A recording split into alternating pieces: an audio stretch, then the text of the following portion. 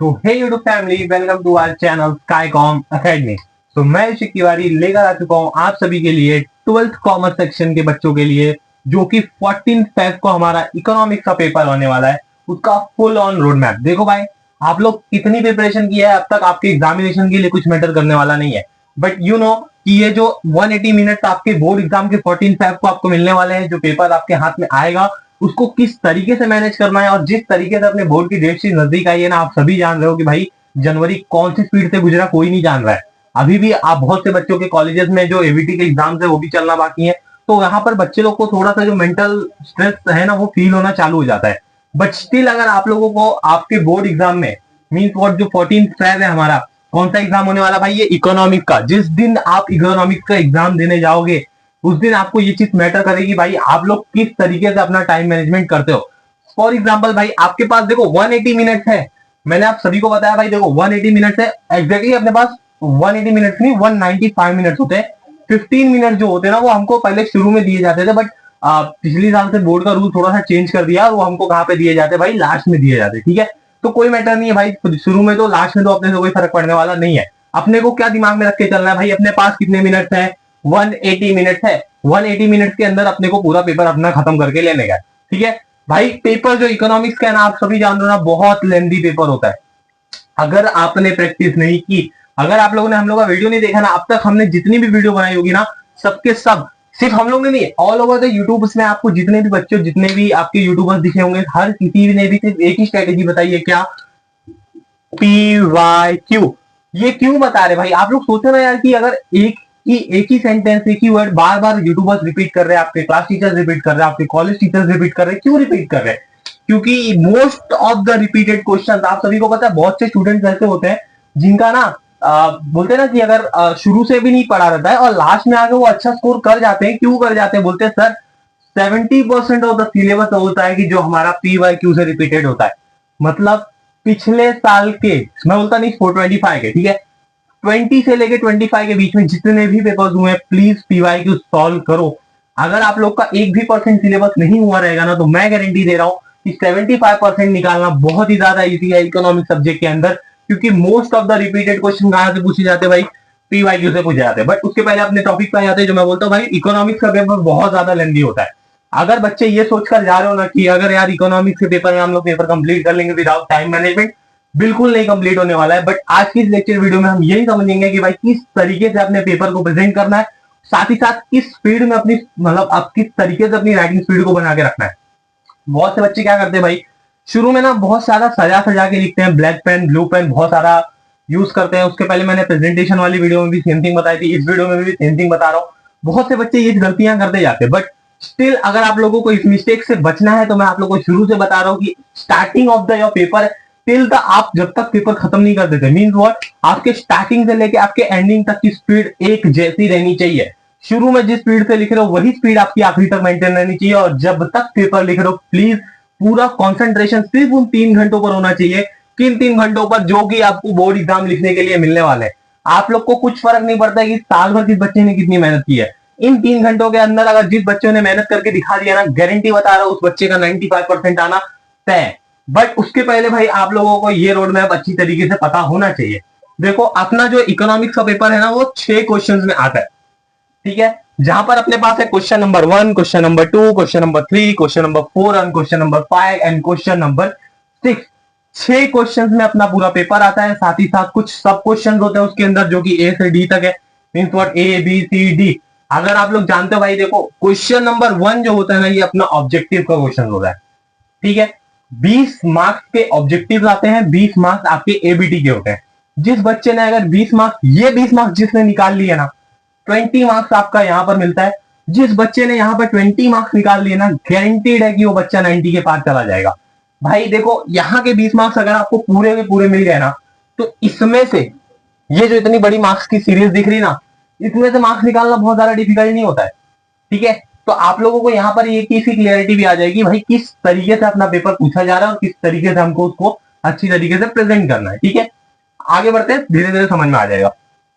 आ जाते हैं अपने नेक्स्ट पे। देखो, क्वेश्चन नंबर 1 में 4 सब क्वेश्चन होते हैं। क्वेश्चन नंबर 1 में ए बी सी डी। देखो, ऑब्जेक्टिव्स का ऐसा मैं फिक्स नहीं बता सकता, कुछ भी ऑब्जेक्टिव्स आपको आ सकते हैं। ठीक है, आपके ऑल ओवर टेक्स्ट बुक के अंदर जितने भी ऑब्जेक्टिव दिए हुए हैं वो आपको पढ़ने हैं, साथ ही साथ आपके जो आपकी रेफरेंस बुक होगी उसका भी ऑब्जेक्टिव अच्छी तरीके से करो। मैं बोलता हूँ भाई गिव इकोनॉमिक टर्म, देखो मैं ऐसा कुछ गारंटी नहीं बता सकता, but give economic term definitely आएगा। Choose the correct option definitely आएगा। बाकी के जो दो होते हैं ना उसके अंदर आप लोगों को कुछ भी पूछ सकता है, बट ये दो क्वेश्चन आपको फिक्स है, ठीक है। तो भाई ज्यादा स्ट्रेस लेने की जरूरत नहीं है। गिव इकोनॉमिक टर्म आपको पूरी टेक्स्ट बुक, और मैं अगर आप लोग को बोलूं भाई अगर आप लोगों को चैप्टर आता है ना तो ये चीज समझ लो कि ये 20 मार्क्स आपके निकल ही गए, ठीक है। 20 मार्क्स निकालना बहुत ज्यादा मुश्किल नहीं है भाई। अगर ऑब्जेक्टिव आप लोगों को नहीं भी आता है ना तो आप लोग सिर्फ टेक्स्ट बुक के पीछे का भी अगर ऑब्जेक्टिव अच्छी तरीके से करके जा रहे हो ना, इस गारंटी भाई ये 20 मार्क्स निकल जाएंगे, ठीक है। तो इसमें ज्यादा डरने की जरूरत नहीं है। और साथ ही साथ इसको ना सिर्फ अपने को 20 मार्क्स, मतलब 20 मार्क्स कहना तो 20 मिनट ही देने, यानी 1 मिनट एक क्वेश्चन के लिए। देखो चूज द करेक्ट ऑप्शन में क्वेश्चन नहीं लिखना होता है, अदर वहां तक मेंशन किया रहेगा तभी, मीन व्हाट, जब वहां पर मेंशन किया है तो ही आपको क्वेश्चन लिखना है, अदरवाइज नहीं लिखना है, ठीक है। वो फॉर एग्जांपल बहुत बार पूछता है choose the correct option and rewrite the statement, अगर ऐसा बोल रहा है तो ही क्वेश्चन लिखो, अदरवाइज ऑप्शन के साथ में आंसर लिख दो, आपको पूरे मार्क्स मिल जाएंगे। तो भाई 20 मार्क्स का क्वेश्चन है, 20 मिनट देने हैं और सारे क्वेश्चन अटेम्प्ट करके आने हैं, सारे के सारे क्वेश्चन आपको अटेम्प्ट करने हैं, यहाँ पर कोई भी चॉइस होती नहीं है, ठीक है। वेल एंड गुड, आगे बढ़ जाते हैं। आगे बढ़ने के बाद भाई अपने को क्वेश्चन नंबर 2 मिलता है। क्वेश्चन नंबर 2 में अपने को क्या समझ रहा है, 20 मार्क्स का क्वेश्चन है, ठीक है। हम लोग सब जानते हैं भाई 20 मार्क्स का क्वेश्चन है, सॉरी 20 मार्क्स का नहीं है, 12 मार्क्स का क्वेश्चन है, बट अपने को इसको कितना मिनट देना है, 30 मिनट देना है। देखो 30 मिनट अगर आपने इस क्वेश्चन को दिए ना, it's enough, enough, more than enough. मैं बोलता हूँ भाई 30 मिनट अगर आप इसको देते हो ना, ये मोर देन इनफ है, ठीक है। मैं तो बोलता हूँ भाई आप लोग 25 मिनट ही दो, बट अगर आपसे नहीं कंप्लीट हो पा रहा है कोई बात नहीं भाई, 30 मिनट आपके लिए इनफ है, आपको लास्ट में टाइम बचेगा ही बचेगा, ठीक है। कोई बात नहीं भाई, 30 मिनट अगर आप देते हो ना इसको, कौन से 12 मार्क्स वाले क्वेश्चन को एनी 3 पूछता है। देखो दो क्वेश्चन आते हैं, question number 1A, sorry question number 2A and question number 2B। यहां पर दो क्वेश्चन आते हैं। पहले क्वेश्चन में आपको बोलता है identify the concept and explain it, ठीक है। अब भाई आपको ऐसा कोई एक वर्ड दे दिया जाएगा, मतलब एक सेंटेंस आपको दिया जाएगा और साथ ही साथ आपको बताना है कि ये इसका कॉन्सेप्ट क्या है और इसकी एक्सप्लेनेशन देनी है। फॉर एग्जांपल अगर मैं कोई भी क्वेश्चन उठा के देखूं, बोलते ना Manisha collects the data from individual and study detail, तो भाई ये चीज कहां पर होती है, मैक्रो इकोनॉमिक्स के अंदर, ठीक है। तो इसका कॉन्सेप्ट क्या है, मैक्रो इकोनॉमिक्स, और साथ ही साथ उसकी एक्सप्लेनेशन आपको बता देनी है। भाई 2 मार्क्स का क्वेश्चन आता है, बहुत इजी है। अगर आपने कॉन्सेप्ट पहचान लिया तो 1 मार्क्स, एक्सप्लेनेशन बता दिया तो दूसरा मार्क्स। पॉइंट सिर्फ 2 लिखने हैं, लास्ट में आपको थोड़ा सा कंक्लूजन देना है, देयरफॉर द कॉन्सेप्ट इज ये, और साथ ही साथ आपको अच्छा तरीके से एक प्रॉपर, जैसे फॉर एग्जांपल अगर मैं क्वेश्चन के दिखने बता दूं तो जैसे अपना फाइंड द कॉन्सेप्ट बोलता है तो सिर्फ आपको यहाँ पे लिखना है कॉन्सेप्ट, उसके आगे समझाना है, फिर नीचे लिखना है एक्सप्लेनेशन, और फिर उसके आगे से उसकी जो आपकी एक्सप्लेनेशन होगी वो, ठीक है। तो ये था अपना 2 मार्क्स का जो आपका identify the concept and explain it आता है। उसके बाद आ जाते हैं भाई क्वेश्चन नंबर 2B में।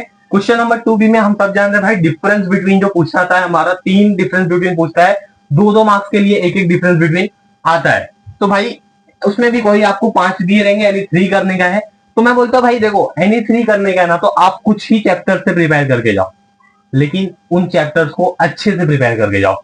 और मैंने इसीलिए इसका सहारा लिया है, किसका, PYQ का। आप देखो 2020 से लेके 2025 के बीच में मोस्ट ऑफ द मनी, अगर आपको 5 में से 3 निकालने हैं ना, तो आप देखो कि हर में 5 में से 3 कॉमन डिफरेंस बिटवीन आपको मिल जाएंगे, ठीक है।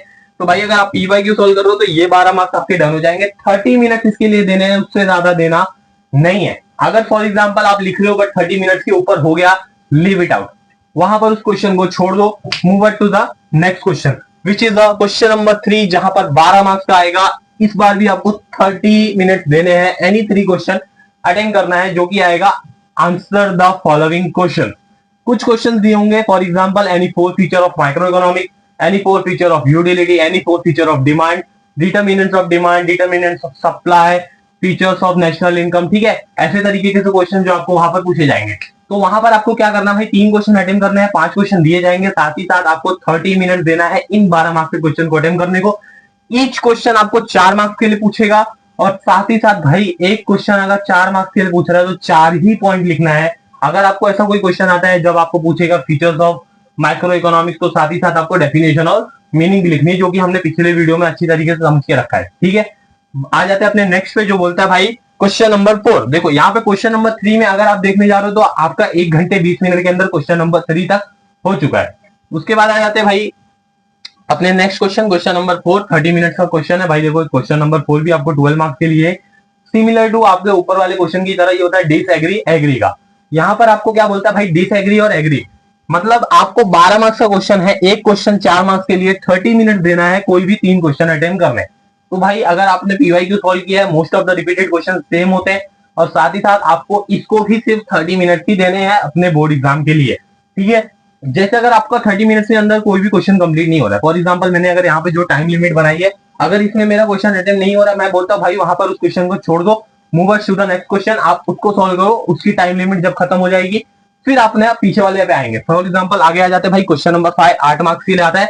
यहाँ पर आप लोग को पूछेगा भाई कुछ आपकी एक्टिविटीज जो होती है, ठीक है। एक्टिविटीज सर कहाँ से लेवल पढ़ी जाएंगी, देखो टेक्स्ट बुक के पीछे भी दी रहती है एज एड एज, आपको जो बोर्ड एग्जाम में ऑलरेडी पूछ चुका है वो भी अच्छी तरीके से करके जाना है। साथ ही साथ आप लोगों को ये चीज समझनी है कि भाई जो बुक के अंदर का कॉन्सेप्ट होता है वो टीचर्स ऐसे ही एक्सप्लेन नहीं करते। यहाँ पर जो एक्टिविटीज के जो क्वेश्चन होंगे ना, मोस्ट ऑफ द क्वेश्चन आपकी टेक्स्ट बुक के अंदर से आते हैं, जहां पर आप लोगों ने रीडिंग नहीं की है। 3 क्वेश्चन है, 3 में से तो 2 एक्टिविटी होती है, बट एक जो होता है वो आपका पैराग्राफ होता है। तो प्लीज से पैराग्राफ का क्वेश्चन अटेम्प्ट करो, क्योंकि वहां पे जो क्वेश्चन होते हैं बहुत ज्यादा इजी होते हैं और आपको आंसर तुरंत पैराग्राफ में मिल जाएगा। लास्ट का जो क्वेश्चन होता है वो 2 मार्क्स के लिए, वहां पर आपको आपका खुद का ओपिनियन लिखना होता है, ठीक है। नेक्स्ट क्वेश्चन है भाई क्वेश्चन नंबर 6, 16 मार्क्स के लिए आता है। कोई भी 2 ही क्वेश्चन अटेम्प्ट करने हैं, एक क्वेश्चन के मार्क्स होते हैं 8 मार्क्स एक ही क्वेश्चन कंटेन करेगा। आप बोलोगे सर 4 मार्क्स के लिए आप 4 ही पॉइंट लिखते हो, तो क्या 8 मार्क्स के लिए 8 ही पॉइंट लिखेंगे? नहीं, आप लोग को जितना आता है। फॉर एग्जाम्पल आपको क्वेश्चन पूछा है भाई explain the concept of national income and state its feature, अगर ऐसा क्वेश्चन पूछा या पूछा है state the law of DMU with their assumption and exception. अब आपको क्या करना है भाई, लॉ वाले क्वेश्चन मैंने पहले भी बताया, मैंने जितनी भी इकोनॉमिक्स की वीडियो बनाई होगी शायद मैंने सभी वीडियो में यही चीज बोली भाई, 3 लॉ के क्वेश्चन है अपने बोर्ड एग्जाम के अंदर, 3 लॉ के क्वेश्चन है। एक क्वेश्चन 8 मार्क्स के लिए फिक्स आने वाला है, फिक्स मीन फिक्स आने वाला है, इसमें कोई भी दो राय नहीं है कि भाई वो क्वेश्चन आएगा नहीं आएगा, लॉ वाला पढ़ना है नहीं पढ़ना है, कुछ भी कंफ्यूजन लेने की जरूरत नहीं है। आप लोगों को वो क्वेश्चन 100% आपके बोर्ड एग्जाम में देखने को मिलने वाला है। तो भाई इस चीज का तो रिस्क लेके मत चलना। और लॉ के क्वेश्चन अटेम्प्ट किस तरीके से करने, सबसे पहले भाई इंट्रोडक्शन लिखना है, इंट्रोडक्शन 3 के तीनों लॉ का सेम होने वाला है। उसके बाद स्टेटमेंट ऑफ लॉ है, स्टेटमेंट ऑफ लॉ में भाई जैसा लॉ दिया है एज इट इज वैसे ही लिखना है। उसके बाद भाई एक डायग्राम बनाना है अपने को, जो कि अपना सा लाइन वाला रहता है, बार ग्राफ वहां बगल में दिया है, फिर उसको एक्सप्लेनेशन, एजम्पशन, एक्सेप्शन। 20 मिनट का, देखो मैंने यहाँ पे 40 मिनट दिए भी हुए। अगर आप लोगों की प्रैक्टिस नहीं है ना, अभी से प्रैक्टिस करना चालू करो, टाइमर लगाओ, 20 मिनट के अंदर जितना आप लिख पा रहे हो, जितना आप लिख पा रहे हो, शुरू से लेके आखिरी तक की स्पीड बना के रखनी है। 20 मिनट के अंदर जितना लिख पा रहे हो उतना ही मार्क्स मिलेगा। मतलब क्या भाई, यहाँ पर कोई भी ऐसा आंसर लिमिट नहीं है कि इतना आंसर लिखोगे तो इतना मार्क्स मिलेगा। जितना आप लिख पा रहे हो, ये 16 मार्क्स का है। सो क्वेश्चन नंबर 6 आपको ऐसा आता ना भाई, अब जितना लिख पाते हो उतना लिखो 20 मिनट के अंदर। 2 क्वेश्चन है, 8 मार्क्स का एक क्वेश्चन आएगा, 20 मिनट एक क्वेश्चन को देना है। देखो ना भाई, अगर आप लोग देखो तो शुरू में मैंने 20 मिनट दिए थे 20 मार्क्स को, बट 16 मार्क्स 8 मार्क्स के क्वेश्चन को भी 20 मिनट दे रहा हूं। तो आप लोग को समझ में आ रहा है कि वो क्वेश्चन की अहमियत कितनी ज्यादा होगी, ठीक है।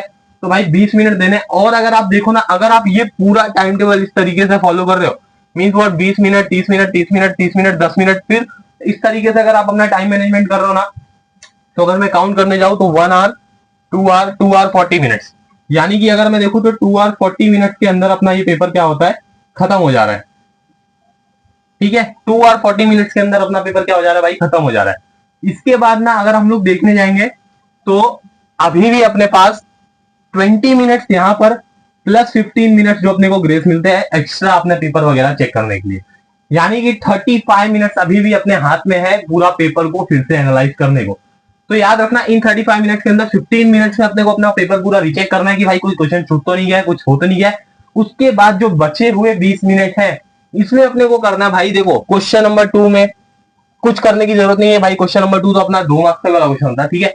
पर डिफरेंस बिटवीन में जो हम लोग 2 पॉइंट लिखते हैं ना, वहां पर अपने को एक पॉइंट और ऐड कर देना है, ठीक है। हर जगह जहां पर आपने 4 पॉइंट लिखे उसको 5 कर दो, ठीक है। डिफरेंस बिटवीन में 2 लिखा 3 कर दो। जहां जहां पर आपकी थोड़ी थोड़ी आपको मतलब लगता है कि भाई यहाँ पे मैं पॉइंट ऐड कर सकता हूँ, वहां पर उसको ऐड कर दो। तो यहाँ पर आपको टाइम मैनेजमेंट इस तरीके से आपको इकोनॉमिक्स के पेपर में बना के रखना है। और शुरू से आखिरी तक भाई प्लीज एक तरह की स्पीड बना के रखो। ऐसा मत करना भाई कि शुरू में बहुत ज्यादा अच्छे से लिखा है, लास्ट में चाइनीज जैसी राइटिंग हो गई है। तो यहाँ पर टीचर का जो इंप्रेशन है ना वो अच्छा तरीके से आपके बोर्ड एग्जाम पे आपको पढ़ना चाहिए। साथ ही साथ है भाई ऐसा पेपर प्रेजेंट करके आना है अपने को कि आपने को कम से कम टाइम मिले, मतलब कम से कम टाइम दे एग्जामिनर को पेपर चेक करने के लिए।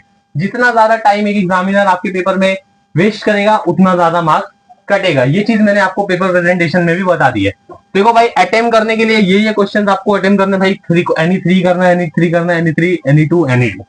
ये जो एनी टू है भाई इसके अंदर जितना आप 20 मिनट के अंदर लिख पा रहे हो उतना लिखना है। तो ये थे भाई अपने टाइम मैनेजमेंट के कुछ तरीके भाई, किस तरीके से अपने को इकोनॉमिक्स का पेपर प्रेजेंट करना है। साथ ही साथ भाई ये 14 फरवरी को होने वाला एग्जाम इतना ज्यादा इजी रहने वाला नहीं है। और आप लोग जान लो भाई जो कि इसके पास हिंदी नहीं है उनको पूरा 3 दिन का मौका मिला है। जिनके पास हिंदी है भाई 2 दिन उनको भी मिला है। तो इस तरीके से प्रिपरेशन करनी भाई कि वो एग्जाम अपना इतने टाइम के अंदर खत्म हो जाना चाहिए। ठीक है, अभी से टाइमर लगाओ, पीवाई क्यू सॉल्व करना शुरू करो। तो मिलते हैं आप सभी को नेक्स्ट लेक्चर वीडियो में। तब तक के लिए हमारे इस चैनल को लाइक करो, सब्सक्राइब करो और साथ ही साथ अपने फ्रेंड में शेयर करो ताकि उनकी भी प्रिपरेशन अच्छे लेवल पर जा पाए। मिलते हैं आप सभी को नेक्स्ट लेक्चर वीडियो में, तब तक के लिए जय हिंद, जय भारत।